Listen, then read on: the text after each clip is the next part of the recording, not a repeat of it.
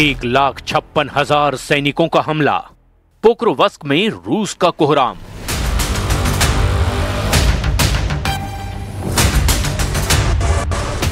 अगले 7 दिन में यूक्रेन के वजूद और भविष्य की तस्वीर साफ हो जाएगी। रूस ने जिस तरह से दिसंबर की प्रचंड सर्दी के बीच पूर्वी यूक्रेन के पोक्रोवस्क पर निर्णायक हमले शुरू किए हैं, उससे पूर्वी यूक्रेन में कोहराम मचा हुआ है।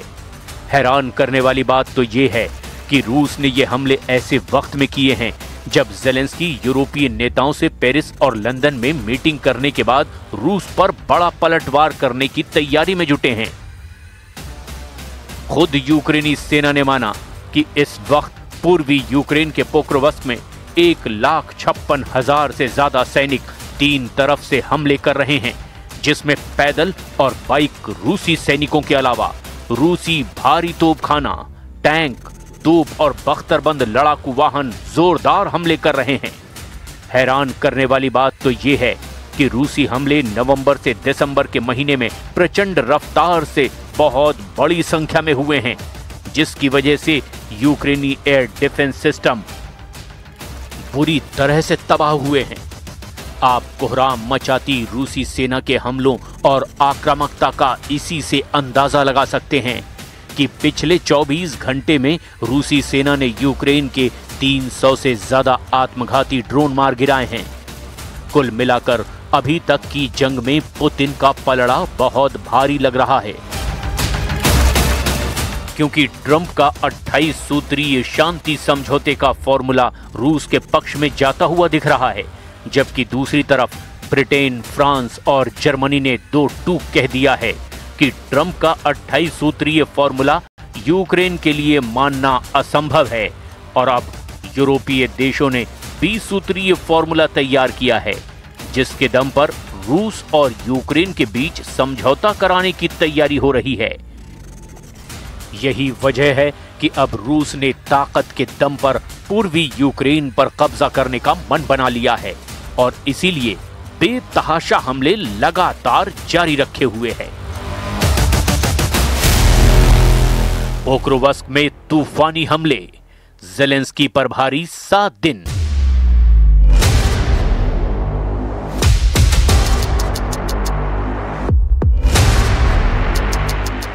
अगर देखा जाए तो लगभग 4 साल की रूस यूक्रेन जंग में पूर्वी यूक्रेन पर सबसे ज्यादा हमले रूस की सेना की ओर से हुए, खास तौर से डॉनबास का प्रांत जो पूर्वी यूक्रेन का एक बहुत बड़ा इलाका है। डोनेस्क और लुहांस्क दोनों इलाकों को मिलाकर जो इलाका बनता है वही डॉनबास कहलाता है और इसी डॉनबास पर पुतिन ने नजरें गड़ा ली है, जो लगातार डोनेस्क और लुहांस्क में हमले कर रहे हैं।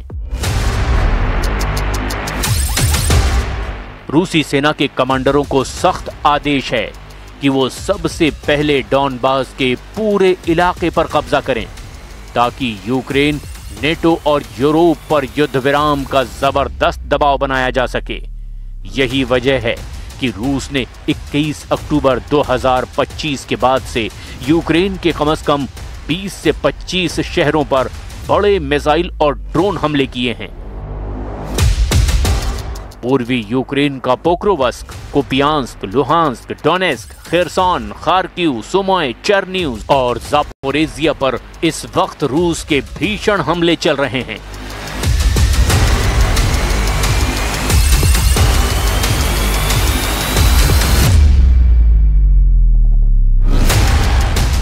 लेकिन इन सभी जगहों से पूर्वी यूक्रेन का डॉनबास, जो कि डोनेस्क और लुहांस्क को मिलाकर बना है, उस पर पुतिन कब्जा चाहते हैं और यही वजह है कि यहां पर रूस महीनों से तूफानी हमले करने में जुटा है। अब जो पूर्वी यूक्रेन के पोक्रोवस्क को लेकर के दावे किए जा रहे हैं वो तो हैरान करने वाले हैं, और हैरान करने वाले वो बयान भी जो ट्रंप ने एक तरह से यूक्रेन के खिलाफ दे दिए हैं।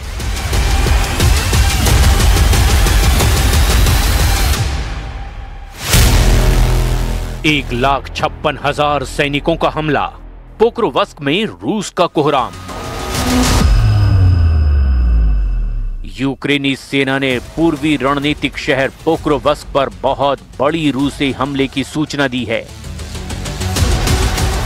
यूक्रेनी सेना का दावा है कि रूस ने पोक्रोवस्क में लगभग 1,56,000 सैनिकों से हमला शुरू कर दिया है।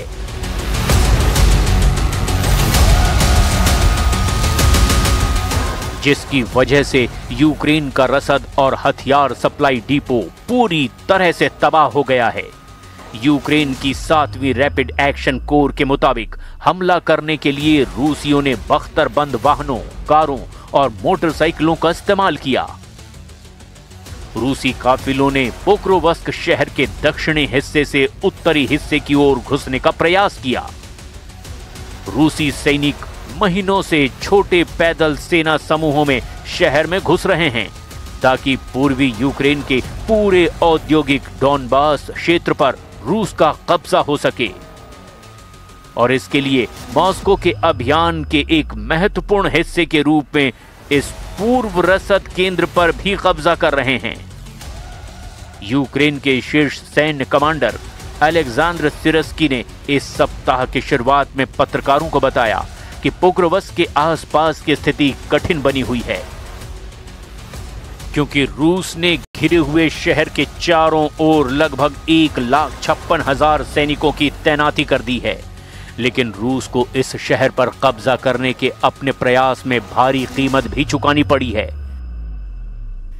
अक्टूबर 2023 में रूस द्वारा पास के अवदीवका पर कब्जा करने के लिए शुरू किए गए आक्रामक अभियानों के बाद से अकेले पोक्रोवस्क क्षेत्र में 1,000 से ज्यादा बख्तरबंद वाहन और 500 से ज्यादा टैंक नष्ट हो गए हैं।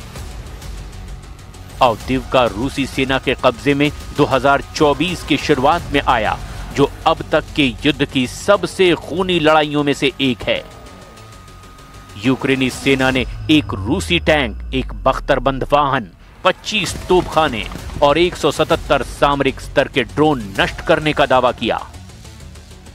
पोक्रोवस्क और अलेक्जेंड्रिव्स्क की दिशाओं में यूक्रेनी सैनिकों ने कई रूसी हमलों को नाकाम करने का दावा किया, लेकिन इसके बावजूद रूस की टॉप लीडरशिप ऐलान कर चुकी है कि रूस पोक्रोवस्क के 66% इलाके पर पूरी तरह से कब्जा कर चुका है और बाकी बचे इलाके उसके कंट्रोल में आ चुके हैं। यूक्रेनी ड्रोन हुए तबाह, ज़ेलेंस्की का मॉस्को प्लान फेल।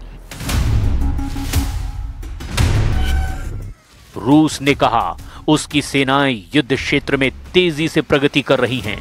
रूसी रक्षा मंत्रालय ने दावा किया कि पिछले 24 घंटे में उसकी सेना ने 146 क्षेत्रों पर हमले किए, जिनमें यूक्रेनी ऊर्जा और परिवहन अवसंरचना, लंबी दूरी के ड्रोन, प्रक्षेपण स्थल भी शामिल हैं।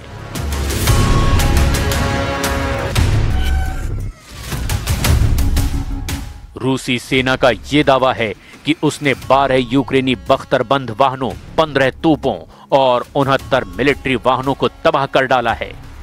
रूस की एयर डिफेंस इकाइयों ने भी दावा किया कि उसने 102 यूक्रेनी ड्रोन मार गिराए हैं।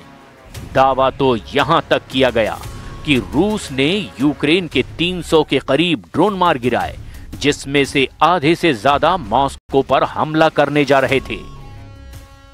इस बीच यूक्रेन के सशस्त्र बलों के जनरल स्टाफ का कहना है पिछले दिन मोर्चे पर 177 झड़पें हुई है।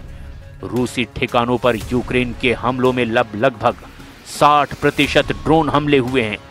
यूक्रेनी जनरल स्टाफ ने ड्रोन कमांड सेंटर के नवंबर 2025 के आंकड़ों के मुताबिक यूक्रेनी ड्रोन विमानन प्रणालियों ने अब तक 3,04,000 से ज्यादा लड़ाकू मिशनों को अंजाम दिया है। Today we spoke with Steve Witkoff and Jared Kushner. I thank them for their readiness to work together 24/7. The American representatives know the basic Ukrainian positions. The conversation was constructive, although not easy. We continue to work. Some things can only be discussed in person. Umarov and Hanatov will report to me, and I will also speak with European leaders. We have meetings planned in London as well as in Brussels.